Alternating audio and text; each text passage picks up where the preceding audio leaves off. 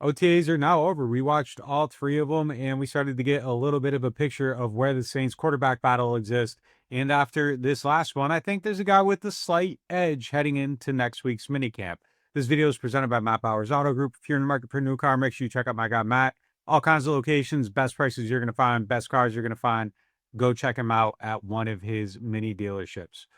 So yeah, OTAs are over, and we watched three of them. And look, each practice, each quarterback throws 8 passes. So it's not like we have this massive sample size. It's 3 very small pieces, 3 different scenarios, 3 different situations, and we're just evaluating the pieces as we go. So it's like we go out there the first time and Spencer Rattler's way up, and then we go out there the second time and Tyler Shuck closed the gap, and then we go out there again today, and it felt like another better day for Rattler. He just looks like a guy that's been around for a full year, is a little bit more experienced, knows how to handle things, his NFL training, and he's gone up against a guy that is the 40th pick in the draft. And Shuck looks like he just needs a little bit more time to get fully comfortable with everything he's doing, but the talent is still there. So today was a lot of red zone work, and down in that red zone area, I thought Rattler just looked a little bit better. Now, Shuck completed one more pass than Rattler did, but it's kind of the nature of how those passes come together, where with Rattler, it's kind of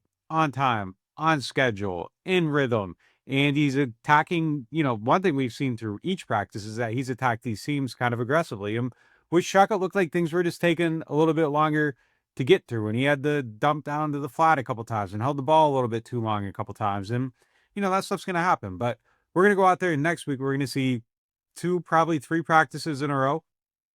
We're going to have a bigger sample size, and then we're going to talk about that for the next 6 weeks. And then training camp's going to start. And that's when I think the competition is actually going to begin, because these guys are going to have some time to get familiar with this offense. Shark's going to be able to take everything he's done in this period, go back, work with his quarterback coach, know what he needs to do to get better, and then come into training camp ready to really compete. And that's usually how this stuff goes. But I will say this, and I've been saying it all along. I think with Shuck, you're seeing more earlier with him than we've seen with any of these other young guys. I'm still incredibly encouraged by what we've seen out of him so far. Even though Rattler was a little bit better today, I think Shuck still looked pretty good. It's just Rattler is the guy that needs to be beat right now. And I like that too. I like the fact that this competition is playing out like this. So last week was the Shuck hype week. This week it's going to be the Rattler hype week.